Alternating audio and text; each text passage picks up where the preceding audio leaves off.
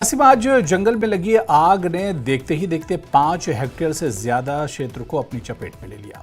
One विभाग स्थानीय प्रशासन के साथ मिलकर रेस्क्यू और फायर फाइटिंग ऑपरेशन चला रहा है ताकि आग को जल्द से जल्द काबू में किया जा सके। इस आग से वनजीवों को गंभीर खतरा पैदा हो गया है और वनजीवों के पलायन की आशंका भी जताई जा रही है। आग का कारण अभी तक पता नहीं चल पाया है। जो जैसे ही हमें पता चला कि फॉरेस्ट कंपार्टमेंट हमारी ये 80 पड़ती है, इसमें आग लगी है और हमारी टीमें और हम खुद इधर मौके पर पहुंच के आग पर काबू पाने की पूरी कोशिश कर रहे हैं।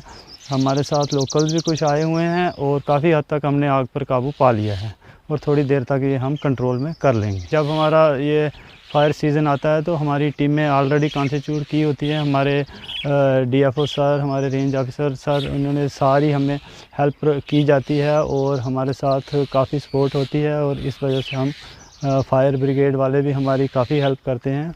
मतलब इसी तरह से हम इसको कंट्रोल करते हैं और हम लोगों से यही अपील करते हैं कि ये आग लगाना एक कानूनन अपराध है, इसकी सज़ा है और हम तो लोगों से यही कहते हैं कि ऐसा काम ना करें और जो ये काम करता पाया जाएगा उसके खिलाफ़ कानूनन सख्त से सख्त कार्रवाई की जाएगी।